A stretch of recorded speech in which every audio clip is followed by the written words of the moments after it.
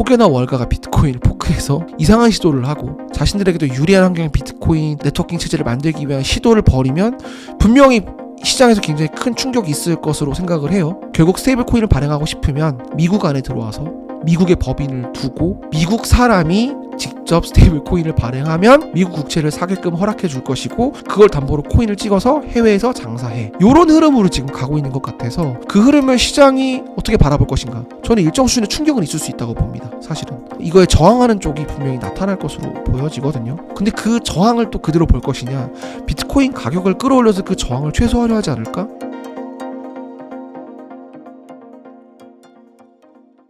앞서 말씀해주신 것처럼 이제 어떻게 보면 디지털 자본주의 시대인데 이런 시대일수록 암호화폐도 또 뗄 수 없는 또 한 부분의 영역이라고 보여지는데요. 암호화폐 시장은 좀 어떻게 보시나요? 암호화폐라기보다 저는 이제는 좀 이름을 바꿔야 된다라고 생각을 해요. 크립토커런시라고 불렀는데 이 코인 비즈니스, 이 코인 생태계의 어떤 거버넌스를 짜는 과정에서 암호가 필요했기 때문에 암호화폐라고 불렀던 건데 그냥 디지털 자산이 아닐까? 조금 더 유동성을 갖고 있는 자산으로 진입을 한 것 같아요. 그러니까 디지털 시대에 접어들면서 우리가 과거에 편지를 썼는데 이제는 이메일을 보내죠. 전 딱 이게 코인이라고 생각을 해요. 그러니까 과거의 자산이 디지털로 옮겨온 거예요. 그래서 지금 현재 거래되고 있는 코인들이 앞으로도 몇 배가 갈 거다라는 자극적인 것들 되게 많은데 물론 가는 것들도 있겠지만 저는 우편이 이메일이 된 거야. 오프체인 자산이 온체인 자산이 된 거야. 라고 생각을 하기 때문에 잘 되고 안 되고의 문제가 아니라 우리 지금 다시 편지를 쓰진 않잖아요. 물론 뭐 여전히 추억 삼아 쓰시는 분들도 있긴 하지만 디지털 자산 시대에는 당연히 오는 시대고 이거는 거스를 수 없는 흐름이다라고 생각을 합니다. 사실 그런 영향에서인지 이제 비트코인이 계속 성장하는 모습을 보여줬었는데요. 최근에 트럼프 2기 행정부가 이제 비트코인에 대한 여러 가지 정책들을 발표하고 또 전략자산으로 추진을 하기도 했는데 비트코인의 가격은 또 그만큼 받쳐주지 못하고 계속 하락하고 있는 모습입니다. 지금 이렇게 비트코인 가격이 하락하고 있는데 이런 현상은 좀 어떻게 보시나요?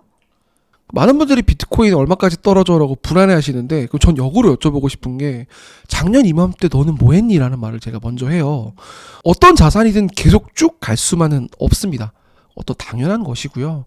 돌이켜 생각해보자면 5년 전, 6년 전, 너무 먼 얘기면 한 2, 3년 전으로 거슬러가 보면 비트코인을 거래하고 이 코인 시장을 주로 거래하는 분들은 소매시장 분들이 많았고요. 또 기업들도 대부분 위험자산의 하나로 봤던 것 같아요.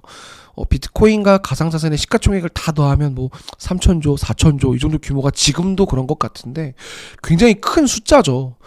이 숫자를 행하고 거래하는 시장이 사실상 위험자산처럼 여기는 일부 개인들과 기업들이 담당했다면 작년 1월에 비트코인 현물 ETF가 등장하고 나서부터는 정말 메이저 시장, 기관 시장이 됐어요. 그러니까 기업이 들어가는 게 아니라 전문적으로 돈을 다루는 금융투자사들이 들어왔다라는 거예요. 어떻게? 주식처럼 거래하는 거잖아요. ETF는. ETF 시장이 열리면서 비트코인의 시장이 어마어마하게 커졌습니다. 근데 이게 한편으로는 이런 말도 되는 것 같아요. 과거의 비트코인 차트 또는 과거의 비트코인 시세 흐름과 다른 환경이 펼쳐질 수밖에 없는 거예요. 과거에는 정말 조막손들이 시장을 주물렀다면 지금은 정말 은행, 증권사, 월가에 있는 큰 손들이 들어오는 시장이기 때문에 이제는 메이저 자본시장과 같이 갈 수밖에 없는 흐름인 거예요. 그들이 들어온 덕에 시장 규모는 커졌고 그들이 들어오기 전보다 훨씬 비트코인 가격은 비싸졌습니다. 그건 모두가 아실 거고 지금 많이 빠졌다고는 하나 여전히 1억이 넘어요. 개당. 어마어마한 금액인데 이런 것들을 좌지우지하는 게 결국 매크로 흐름이고 월가, 미국에 있는 큰 손들, 전 세계의 어떤 기관 투자들의 결정에 따라서 움직이고 있는 흐름이기 때문에 저는 이제 비트코인 가격이 어떻게 될 거냐라는 질문은 코인 전문가들에게 할 게 아니라 정말 레거시 금융을 다루는 매크로 전문가들에게 물어보는 게 맞다. 그리고 비트코인은 지금 많이 떨어지지 않았다. 여전히 엄청나게 비싼 금액에 큰 가치에 거래되고 있다라고 생각을 합니다. 네. 그렇다면 혹시 이런 비트코인이 가지는 좀 가장 큰 리스크가 있다면 뭐라고 생각하시나요? 가장 큰 리스크는 사실 제가 생각하는 거 좀 다른 분들의 말하는 것과 다를 수 있는데 이 시장을 운용하고 있는 주체가 너무 양극단의 생각 갖고 있는 분들이 같이 모여있다라는 것 같아요. 쉽게 말씀드리자면 대부분의 레거시 자산들, 메이저 자산들은 큰 손들, 뭐 아까 말했던 기관이나 어떤 큰 일종의 제도권 플레이어들이 시장을 형성을 해왔다면 사실상 지금 비트코인 시장은 그들이 한 절반, 나머지 절반은 일종의 아나키스트라고 하는 정말 무정부주의자들, 이 탈중앙 자산, 특정 룰, 관습, 제도, 나아가서 국가까지 부정하는, 국가 단위로 발행하는 화폐마저도 부정하는, 현재 무역 질서를 부정하고 정말 우리에게 영원히 사라지지 않는 건 비트코인 뿐이야. 이 비트코인의 개수는 딱 정해져 있기 때문에 희소성이 있어. 무제한으로 돈을 찍어내는 달러와 현재 전 세계 금융 패권, 이 금융 체계는 매우 특정 세력에게 유리한 방식으로 짜여져 있는 그런 거야 라고 부정하는 분들이 지금 비트코인 시장을 키웠는데, 정작 그들이 욕하던 분들이 지금 비트코인 시장에 들어오면서 양극단의 생각을 갖고 있는 분들이 같이 시장을 키웠거든요. 근데 이게 무엇을 뜻하냐면 그 리스크가 2배로 늘어난 거예요. 우리가 뭐 주식시장이라든지 부동산 시장은 사실 매크로 흐름을 많이 따라갑니다. 결국 이제 그런 시각에서의 리스크를 상상하면 되는데, 비트코인은 양극단의 수요가 같이 이 시장에 모여있기 때문에 예를 들자면 저쪽에서 해킹이 터질 수 있는 거예요.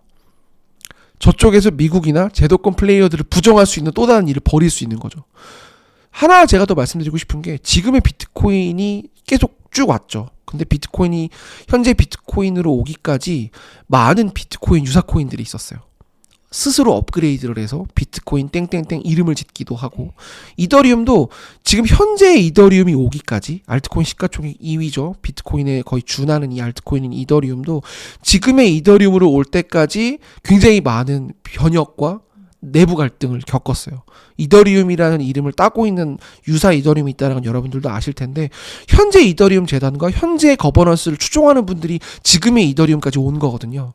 그럼 돌이켜 생각해보면 또 이런 일들이 벌어질 수 있다는 겁니다. 즉 10년 뒤에, 20년 뒤에, 100년 뒤에 비트코인은 지금 우리가 아는 비트코인일까 되물어 봐야 된다는 거예요. 더 구체적으로 예를 들어보자면, 현재 비트코인 현물 ETF의 상당 부분은 월가 또는 미국에 있는 금융사들이 쥐고 있습니다. 가격이 올랐기 때문에 지금은 양극단의 수요가 모두 불만이 없었어요. 그런데 하나 그냥 상상을 해보자면, 중국을 따르는 비트코인, 미국을 따르는 비트코인, 또는 둘 다 부정하는 무정부 비트코인이 나올 수 있어요. 그러면 각기 비트코인을 갖고 있는 섹터 안에 세력들마다 스스로 업그레이드를 해서 우리가 진짜 비트코인이라고 주장할 수도 있는 거예요. 이미 이더리움이 그런 일을 한번 벌였습니다. 저는 그러기 때문에 가장 큰 리스크가 무엇이냐? 매크로 환경 또는 저 반대쪽에 있는 어떤 현재 자본주의를 부정하는 분들의 뭐 해킹이나 아니면 뭐 굉장히 많은 자금 세탁이나 저런 리스크도 있지만, 현재 우리가 생각하는 코인의 형태를 이 주류 세력들이 계속 유지해 줄 것이냐에 대한 고민도 이제는 좀 필요하다고 생각해요. 음모론이긴 한데 제가 생각하는 리스크는 그 정도인 것 같아요. 사실 지금 미국은 비트코인을 좀 국책 자산으로 활용하려는 모습을 좀 보이고 있고, 또 반면에 중국이나 러시아는 이제 금을 기준으로 하는 전략을 취하고 있는데요. 결국 이 글로벌 경제 패권은 좀 어느 쪽으로 갈 거라고 보시나요? 저는 양쪽이 다 같이 갈 거라고 봅니다. 일단은 모두가 사실상 자신들의 패권을 지키고 또는 수성하고 또 뺏으려고 하는 시도들이 지금 화폐 전쟁의 형태, 또 무역 전쟁의 형태로 나아가고 있는데, 비트코인 가격 상승의 배경에도 당연히 그런 것들이 존재하죠. 특히 중국은 굉장히 오랫동안 코인을 부정해왔던 국가입니다. 근데 한편으로는 전 세계에서 여전히 가장 크게 코인 시장에 영향력을 행사하는 국가예요. 전 세계에서 가장 큰 코인 거래소들 뭐 1위부터 10위까지 세워놓으면 절반이 이미 중국의 코인 거래소고요. 또 비트코인을 여전히 만들어낼 수 있는, 채굴할 수 있다고 하죠. 비트코인 네트워크, 이 네트워킹 파워의 역량을 행사할 수 있는 곳들 보면 중국 자본이 여전히 많습니다. 중국 정부는 미국 정부에 비할 만큼의 비트코인을 갖고 있고요. 그럼 이상하죠. 코인을 부정하는 중국이 왜 이렇게까지 비트코인을 이 시장을 이렇게까지 큰 영향력을 행사하려고 할까? 미국이 갑자기 비트코인 시장을 엄청 키우려는 움직임을 보이고 있단 말이죠. 결국 모든 것들은 이게 더 이상 어떤 특정 자산을 담보로 화폐를 찍어내는 시대가 아니잖아요. 근본이제가 깨졌잖아요.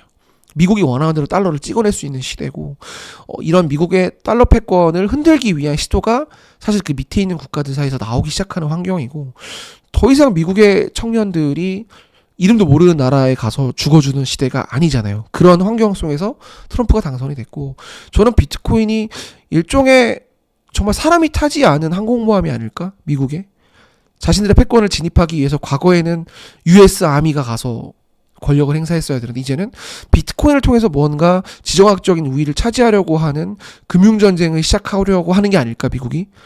그런 흐름을 견제하기 위해서 지금 금이 많이 오르는 부분도 사실 있거든요. 그런 것을 생각해 봤을 때 저는 이러한 경쟁은 더 격화될 것으로 보이고요. 그건 어떤 정치 세력이 대통령이 되고 누군가가 정권을 잡고 이런 문제는 아닌 것 같아요. 이런 사실상 팍스 아메리카나가 끝나가고 있는 느낌이기 때문에 이런 지정학적인 어떤 이슈는 더 많이 불거질 수밖에 없고, 이러한 희소성을 지니고 있고 자신들의 화폐 가치를 유지하면서 남의 부를 뺏어올 수 있는 환경에 놓여 있는 자산들을 두고 경쟁을 펼치는 건 더 많은 곳에서 일어날 거라고 생각합니다. 그렇다면 이런 과정에서 비트코인은 장기적으로 좀 어떤 포지션을 가지게 될 거라고 보세요? 저는 중장기적으로는 계속 매우 빠르게 위로 갈 거라고 봅니다.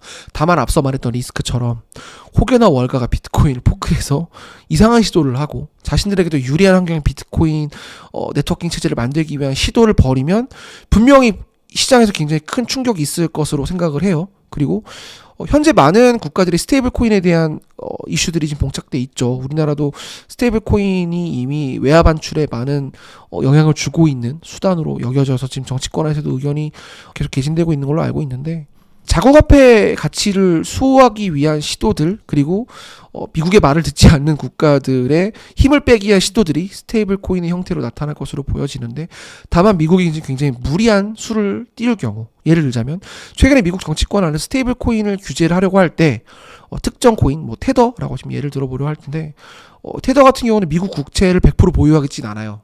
현금성 자산, 금, 여러 가지 자산을 섞어가면서 지금 스테이블 코인을 발행하고 있는데, 미국 입장에선 이게 중국의 견제 수단으로 테더가 활용될 수 있겠다라는 걸 좀 우려하는 것 같아요. 결국 스테이블 코인을 발행하고 싶으면 미국 안에 들어와서 미국의 법인을 두고 미국 사람이 직접 스테이블 코인을 발행하면 미국 국채를 사게끔 허락해 줄 것이고, 그걸 담보로 코인을 찍어서 해외에서 장사해. 요런 흐름으로 지금 가고 있는 것 같아서 그 흐름을 시장이 어떻게 바라볼 것인가? 저는 일정 수준의 충격은 있을 수 있다고 봅니다. 사실은. 이거에 저항하는 쪽이 분명히 나타날 것으로 보여지거든요. 근데 그 저항을 또 그대로 볼 것이냐? 비트코인 가격을 끌어올려서 그 저항을 최소화하려 하지 않을까? 나름의 생각을 해보고 있습니다, 요즘. 앞서 말씀해 주신 것처럼 중국이 지금 현재는 공식적으로 채굴이나 이제 거래를 비트코인 채굴이나 거래를 금지를 했는데, 다시 중국이 좀 비트코인 시장에 들어올 가능성도 그럼 열려 있는 건가요? 적당한 수준의 거리를 두고 있는 것으로 보여지는데, 전 앞으로도 적당한 수준의 거리를 둘 거라고 생각을 합니다. 극단적으로 중국이 비트코인 시장을 키울 가능성은 크지 않아 보이고요. 현재 어떤 트럼프 체제에서 견제구를 일정 수준에 계속 던지려면 일정 수준의 거리를 두고, 일단 중국은 비트코인이 꽤 많아요. 그리고 채굴 파워가 여전히 상당하고요. 미국 시장을 한순간에 무너뜨릴 정도의 자본 파이를 갖고 있는 코인 거래소들을 중국 당국의 영향력 아래에 놓여져 있어요. 굳이 이런 상황에서 중국이 수면 위로 올라올 이유는 전혀 없다고 생각을 합니다. 다만 미국이 시장을 키우면 계속 견제를 하면서 뒤따라가는 정도의 모양새는 취할 것으로 보여져요. 그러기 위해서 중국이 최근에 홍콩에도 현물 ETF 시장을 열었거든요. 홍콩이 차지하고 있는 어떤 금융시장에서의 위치가 결국 중국이 일정 수준의 자본시장의 파이를 가져가기 위한 문을 작게 열어놓은 거잖아요. 중국이 지금 제일 우려하는 거는 결국 자국 경기 침체, 자국 경기가 경색되는 걸 우려하고 있는 것 같아요. 중국이 돈을 풀기를 통해서 어떤 미국이 현재 이런 흐름을 나름 좀 견제하고 살아남기 위한 시도를 지금 하고 있는 것으로 보여지는데, 자국의 부가 코인이나 다른 역외로 빠져나가는 거는 가장 원치 않을 것으로 보여지고요. 그렇기 때문에 중국이 무리하면서 시장을 열 가능성은 저는 극히 낮다고 봅니다. 최근에 이 기관 투자자들이 비트코인을 좀 대량 매집하고 있는데, 이게 이제 단순히 투자 차원이 아니라 장악하기 위해서 좀 이렇게 움직이는 것이다라는 분석도 있습니다. 여기에 대해서는 어떻게 보세요? 장악이라고 하시면 사실 제가 정확하게 이해하는 건지는 모르겠지만, 시장 장악이죠. 예. 지금 비트코인의 개수가 얼마 안 남았다. 네. 지금 이제 1,900만 개 정도 이제 채굴이 돼 있고, 이제 정말 채굴을 할 수 있는 비트코인의 숫자는 점점 줄고 있다. 요게 일단 이게 첫 번째 이슈인 것 같아요. 이 담론에 따라서 비트코인을 많이 모아야 된다. 전략적으로 각 국가 단위로 비트코인을 매집을 할 거고, 또 기관이나 기업들이 비트코인을 매집을 할 거고, 요런 흐름에 따라서 비트코인이 점점 줄어들 거다. 그러니 우리도 적극적으로 비트코인을 매집해야 된다. 요런 흐름이 실질적으로 있죠. 미국의 스트래티지라는, 과거 이제 마이크로 스트래티지라고 불렸던 기업들이, 이런 기업들은 계속 채권을 찍어서 일종의 자신들이 갖고 있는 주식시장에 자본을 해칭을 해서 비트코인으로 바꿔서 밸류를 올리는 그런 시도들을 미국에서 이미 하고 있고 나름 시장에서 잘 워킹하고 있는 기업들이 있죠. 일본도 마찬가지로 그런 이제 메타플래닛이라는 기업이 있는데 저는 이런 기업들이 전 세계적으로 많이 늘어날 것으로 보입니다. 그건 확실해 보이는데 다만 그게 옳으냐 그리고 그 방식이 계속 유효할 것이냐에 대해서는 변수가 너무 많으니까 지금 내가 단언하기는 어렵다. 스트래티지 리스크를 생각하시는 분들이 많아요. 요즘 스트래티지가 지금 비트코인을 거의 미국 정부의 2배 가량의 비트코인을 갖고 있는 것으로 알고 있는데 그 비트코인의 계단 가격을 환산해도 시가총액의 80%에도 미치지 않아요. 비트코인이. 그 말인즉슨 버블이 좀 있다라는 거죠. 그런 스트래티지가 무너지려고 할 때 만약에 그쪽에 미국 자본의 공격이 들어가서 주가가 빠지면 스트래티지가 결국 자신이 갖고 있는 50만 개에 달하는 비트코인을 시장에 던지지 않겠느냐. 그게 어떤 시장의 전반적인 붕괴를 일으키지 않겠느냐. 사실 2008년 리먼 브라더스도 있었고 자본시장의 버블은 항상 일종의 정의구현이라고 부르는 큰 어떤 몽둥이를 두들겨 맞는 일이 계속 있었기 때문에 또 최근 나스닥이 많이 조정 국면에 놓여 있죠. 뭐 관세 전쟁 이슈도 있고 사실 미국 금리 인하 이슈도 있고 그런 상황에서 미국의 기술주 매크로 흐름이 안 좋기 때문에 이런 것들을 우려하는 시각들은 분명히 있습니다.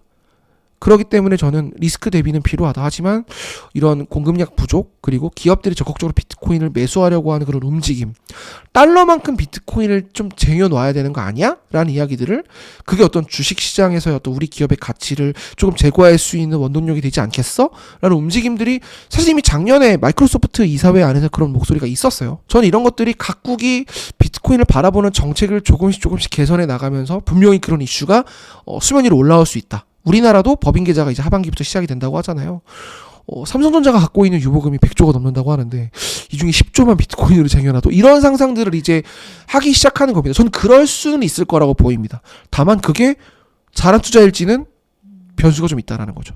사실 비트코인이 디지털 금으로서 좀 자리를 잡을 것이라는 전망하고 결국은 좀 달러 패권에 좀 흡수될 것이다라는 좀 전망이 있는데 기자님은 좀 어떻게 보시나요? 중장기적으로 디지털 금의 모습을 띌 거라고 저는 생각을 합니다. 변동성이 크고 금처럼 가격 상승률이 뭐 많이 오르긴 했지만 비트코인도 이게 정말 디지털 금이야라고 의문을 갖고 있는 분들이 많은데 시간을 두고 계속 쭉 보면 물론 변수는 있습니다. 변수는 존재합니다. 뭐 제가 100%라고 말할 수는 없지만 이미 전 세계 패권 경쟁에서 금과 유사한 방식의 전략 자산으로 비트코인이 활용되고 있는 건 맞는 것 같아요. 그러니까 금과 가격적인 측면에서의 완전한 커플링이라고 볼 수는 없지만 금처럼 비트코인이 각국 주요 정부의 또는 미국, 중국 패권 경쟁에 쓰이고 있다라는 거죠. 마치 원유처럼. 그러니까 아직 금이라고 말할 수는 없지만 금 또는 원유처럼 활용이 되고 있고 또 트럼프가 활용하려고 하는 의지를 보였기 때문에 저는 100%라고 말할 수는 없지만 금은 비트코인처럼 가고 있고 비트코인도 금처럼 가고 있다라고 말씀을 드리고 싶습니다. 네. 비트코인은 이제 결제와 가치 저장 기능을 동시에 가지고 있지만 사실 아직 실생활에서 보편적으로 우리가 거래를 할 때 사용을 하고 있지는 않잖아요. 물론 일부 국가에서 이제 조금씩 쓰고는 있지만 향후 비트코인이 좀 실물 경제에서 중요한 역할을 할 가능성이 좀 있을까요? 사산 이상 이하도 아니라고 봅니다. 유틸리티적으로 이게 될 거냐 안 되냐라는 말은 전 정말 무정부주의자들이라고 생각을 하고요. 비트코인 실질적으로 결제 시장에 들어와서 물건을 사고 팔 수 있는 상황이 되려면 비트코인을 현재의 법화처럼 봐야 할 것이고 그리고 현재의 법화처럼 보려면 한국은행 같은 게 있어야 되는 거잖아요. 그리고 우리나라도 기획재정부처럼 어떤 이런 것들을 관리하고 전반적인 그림을 그릴 수 있는 부처가 있어야 되는데 모두 아시다시피 비트코인은 그러지 않았기 때문에 지금의 위치로 간 거거든요. 무정부주의가 되지 않는 이상 나라가 무너지지 않는 이상 그런 일은 절대 없을 거라고 보고요. 지금 가뜩이나 우리나라 그 재정 적자 사실 뭐 세제 부족 얘기 나오고 있는 판인데 비트코인이 유틸리티에 들어올 가능성은 좀 매우 희박하다고 보고 만약에 그게 가능하다고 주장하는 분들이 있다면 전 좀 의심해봐야 된다고 생각합니다. 그렇다면 이 비트코인이 아닌 이렇게 알트코인들은 좀 어떻게 보시나요? 알트코인의 현재 이름이 이제 비트코인이 아닌 모든 코인들이라고 지칭을 하는데 이재명 더불어민주당 대표가 그 지역화폐 얘기 많이 하시잖아요. 이게 온체인으로 올라가면 코인인 거예요. 우리가 생각하는 알트코인이 뭐 이더리움, 리플, 에이다, 수이만 있는 게 아니라 이제는 정말 많은 자산들이 온체인으로 올라올 거거든요. 다만 그 통제의 정도, 이 네트워크에 참여하는 어떤 그 지점들을 일종의 국가가 관리하는 제한을 두는 프라이빗 체인으로 할 것이냐, 아니면 모두가 투명하게 들어와서 네트워크를 활발하게 하고 들고 나가고에 대해서 일종의 검역을 하지 않는, 검열이 없는 그런 퍼블릭 체인으로 갈 것이냐에 대해서는 차이가 있을 수 있겠지만, 자산이 온체인으로 올라가는 것들을 다 알트코인으로 불러야 되는 시대라고 저는 생각을 하기 때문에 이제 그런 측면에서의 실물 경제에서의 알트코인의 활용도 이미 무궁무진하게 활용되고 있다고 생각을 합니다. 돌이켜 생각해보면 우리 코로나19 때 식당이나 편의점 갈 때 QR 찍고 들어갔잖아요. 분명히 나라에서 떡 사 먹으라고 기저귀 사라고 준 정책 자금을 다른 데로 사용하는 분들이 있었을 겁니다. 지금 우리가 현재까지는 그 시장, 전통 시장에서만 쓰라고 이제 일종의 지류형 화폐를 주고 있는데, 모바일로도 주고 있죠. 그렇죠? 지역 인천시나 대구시 같은 경우는 이제 그런 것들이 전통 시장뿐 아니라 다양한 곳에서 쓰는 거예요. 다만 어떻게 썼는지를 다 트래킹할 수 있는 거죠. 이거 전자화폐잖아요. 이미 중국이 그러고 있고요. 그런 것들을 일종의 자산으로 우리가 조금 더 전환할 수 있는 형식도 전 나타날 거라고 봅니다. 분명히. 아직까지는 소비의 단계로 멈춰 있지만 이게 소비가 아니라 자산 증식이나 또는 정말 다방면에서 활용할 수 있는 자산의 형태로 전 나타날 수도 있을 거로 보기 때문에 알트코인은 이제 모든 온체인 자산과 같은 말이다 라고 생각을 합니다. 그러니까 당연히 유틸리티 시장에서 많은 알트코인은 활용될 수밖에 없죠.